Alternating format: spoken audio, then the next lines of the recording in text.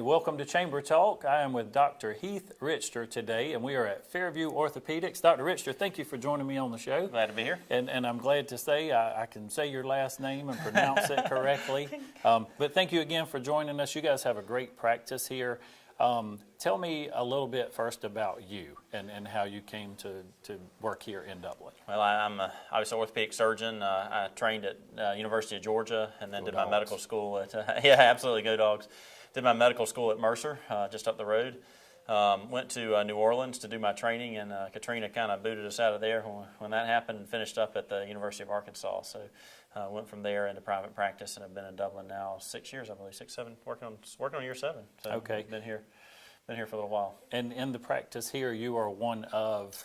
There's 2 of us here, myself and my partner, Dr. Gay, and he does mainly hip and knee replacement surgery, and I do more sports-related injuries, shoulder arthroscopy, knee arthroscopy. Both of us do quite a bit of fractures, broken wrists, and carpal tunnels, and things like that. Sort of general orthopedics.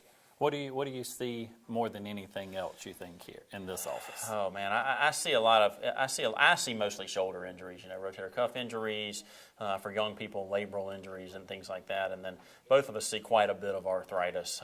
We see a lot of arthritis in our older patients, just hurting knees and hurting hips and things like that. Okay, and you guys are directly affiliated with Fairview Park Hospital here. So yes, you do referrals with and from, where do your patients come from? How do they know to come see you? Well, we get patients from everywhere, hopefully. I mean, okay. The bottom line is we are employed physicians by corporate HCA, and for us, that's just a way from a business standpoint for us to be able to take care of patients, not have to worry about how we get paid. But our referrals hopefully come from everywhere. We certainly welcome patients from any physicians around town. Get a lot of referrals from the family practice group here at the medical center, and our local family practice doctors and internal medicine doctors. But we accept referrals really from anywhere. And most researches now really don't require you to have a specific referral, so as well we do a lot of self-referrals. And then we also see quite a bit of pediatric patients, and the local peds groups do a really good job with referring to us as well. So you may have answered a few of my questions coming, but I wanted to ask, I play a lot of golf, and you wouldn't think you'd have a lot of injuries playing golf, but it happens, especially as you get older. Full contact golf. So if I had an injury at the golf course and say it's a Saturday, could I come in on a Saturday? Are you Monday through Friday? We're Monday through Friday. Our office hours are Monday through Friday from 8 to 5, and we take off. The office is closed for lunch from 12 to 1. Certainly, there's somebody on call for orthopedics, usually 24 hours a day, 7 days a week for the hospital. So if it's an injury that's severe enough to require an emergency, either the emergency room at Fairview or one of our local urgent care centers, family practice group, medical center has an urgent care, and then fast track immediate care. Both of those, we get referrals from both of those places. And so for after hours or when we're not open, then through the emergency room, certainly we get referrals. Okay, and if it was a weekday and during your regular hours of operation and I was injured, I do not have to have a referral. I could come to the office, or typically. I mean, we don't do a lot of walk-in appointments necessarily, so we prefer you to call us ahead of time. But it's orthopedics, and so a lot of what we do is add patients in as the day goes on for injuries that need to be seen and those types of things. For non-emergent injuries, usually we'll try to get those patients in and be seen within 24 hours to try to get that taken care of. Any ages? Too old, too young? No restrictions, really. I probably see more pediatric patients than my partner does. My partner, Dr. Gay, sees more, like I said, arthritis and hip and knee replacement, so he sees a little bit more of the older patients, but we really, no restrictions from that standpoint. Okay, fantastic. We're going to take a short commercial break, and when we come back, we're going to talk a little more about some New Year's resolutions and a lot of the things that the gyms are pretty full right now. A lot of people are starting exercise programs, and so we may need to share some tips. So we'll be right back after this break.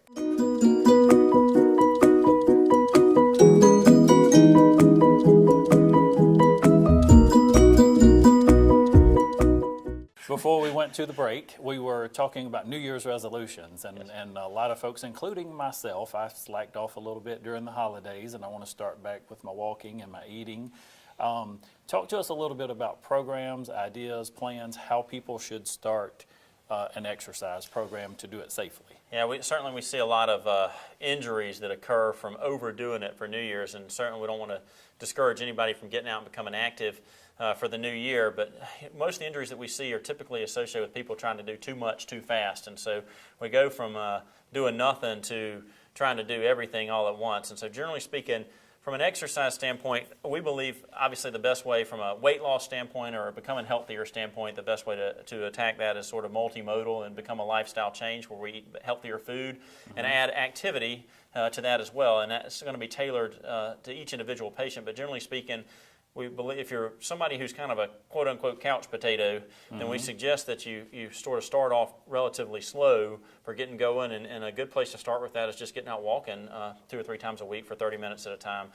There's some programs out there like Couch to 5K that I believe are great programs that kind of get patients that have not used to running up and going. I did a program. I did a Couch to 5K program when I started running, and ultimately transitioned that into doing some triathlons and things like that. And it's a good way to get started going. So I think the big thing is pick a program and set an appropriate goal. And I think what we see a lot of times is that we see patients in the new year to say, I want to just lose a ton of weight. And generally speaking, we find those to be hard goals to achieve. And so what happens is if they set that sort of mountainous goal and they can't reach it, then they become discouraged and then want to stop. And so reasonable goals, most people would recommend not more than a 10% weight loss. So if you're a 200-pound person, then you're not going to be shooting to lose more than about 20 pounds.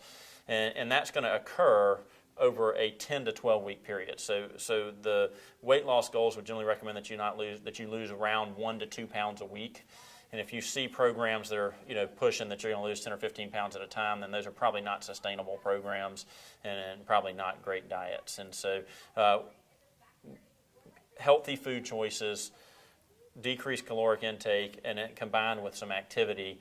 And then we certainly, I would recommend that we do slow and slowly increase activity. So if you're going to start a walking program or a running program or something along those lines, you want to go walking and then not increase that by more than about 10% per week. I like it. I don't know about couch to 5K. I'm more of a couch to 3 or 4 laps around the block, maybe. Right. but you got to start somewhere. Well, people see couch to 5K and see that as sort of a huge hurdle, but it really is a pretty good program.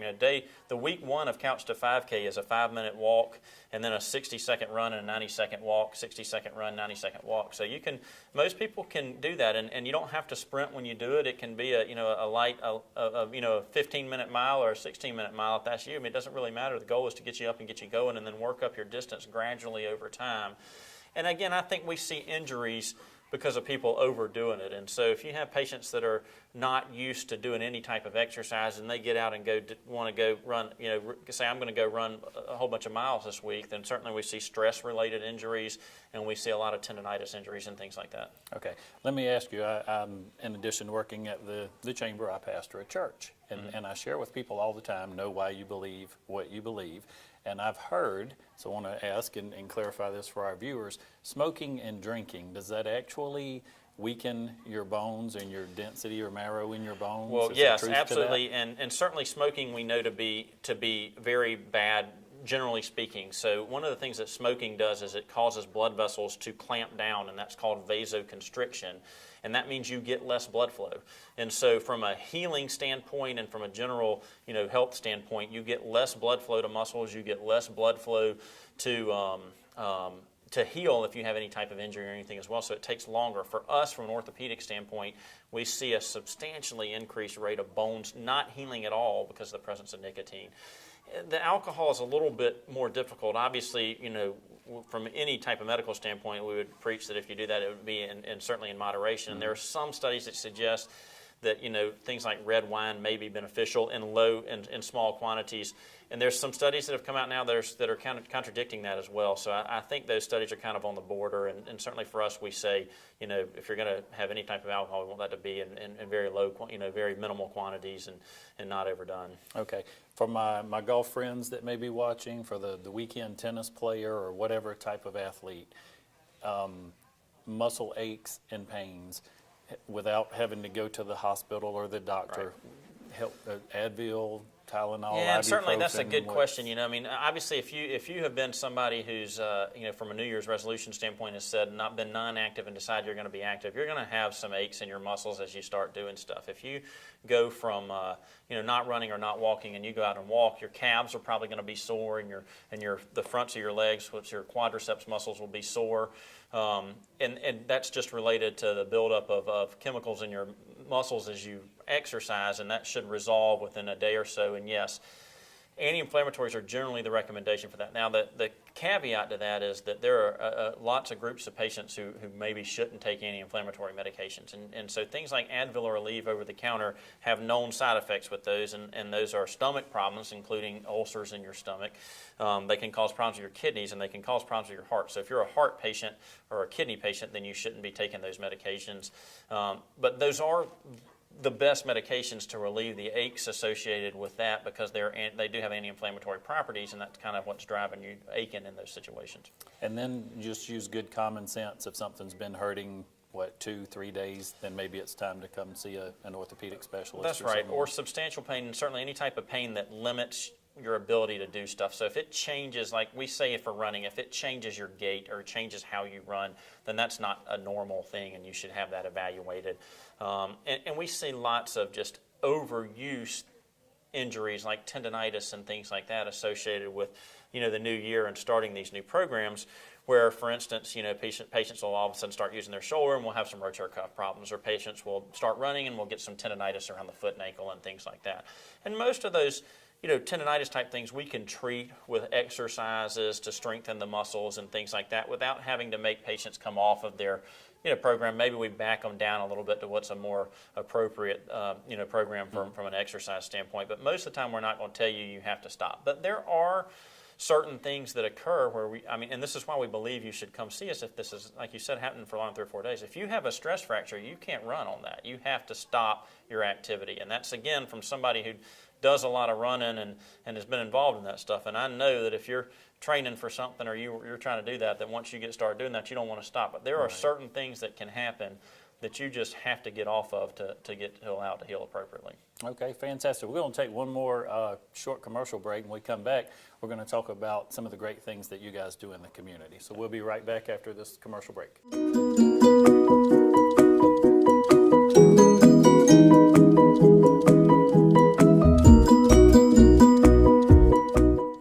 Hey, welcome back to the show. Dr. Richter, again, thank you for joining us today.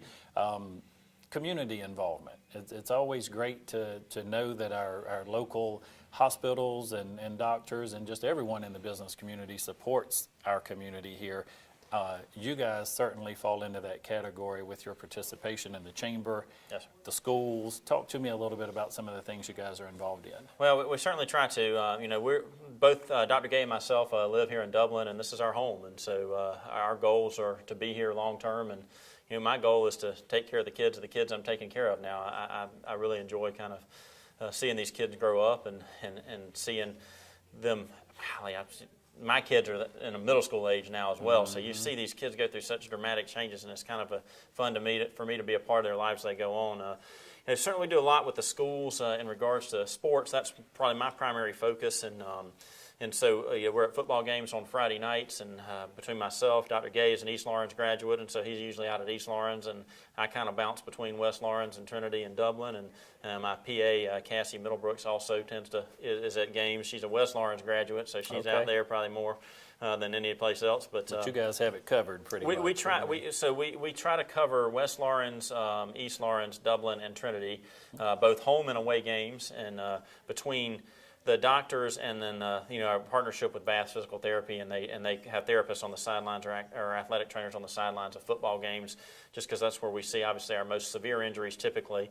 Cheerleaders, we get a lot of cheerleading injuries as well, and so we try to keep those covered. And probably one of the biggest things that we've done recently from a community standpoint in partnership with Fairview is paid for the impact concussion protocol for all the schools, and that is a huge part of football now and just sports in general. And so what that program allows us to do is to baseline test our athletes that are participating in contact sports, and so that if they have an injury, we can then recompare them to a baseline, and it allows us to more safely return them back to play. And so that's a big sort of push in all levels of athletic competition now. And the computer portion of that is relatively expensive, so we're fortunate to have Fairview kind of take care of that for the schools and reimburse them for that. But it really is a much safer way to return kids to play. So what they essentially do is we have them take a computerized test, and it tells us kind of how well their brain processes information when they're not injured.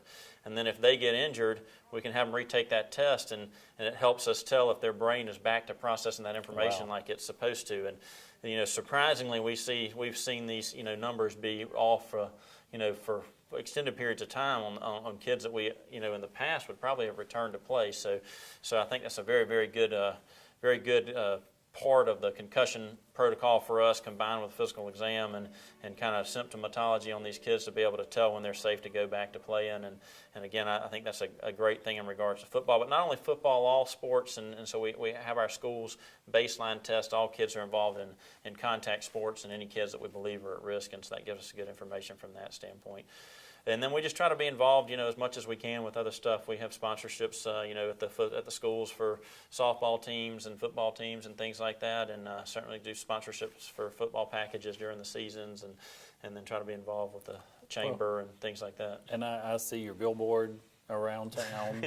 Everybody talks about billboard, and just what you mentioned at the beginning of your conversation there was the partnership with the hospital, the partnership with Bass Physical Therapy, and the local community and the other organizations. Right. And that makes us really, really happy at the Chamber to hear about these partnerships and these relationships with other organizations, because we do want to build and grow our community here. Well, and the bottom line for us is that we can't do what we do without all those other people. I mean, it's a team approach to taking care of patients, and we need our hospital here to have good facilities to take care of our patients. We need therapists to help us rehab our patients when they have these injuries that we've talked about.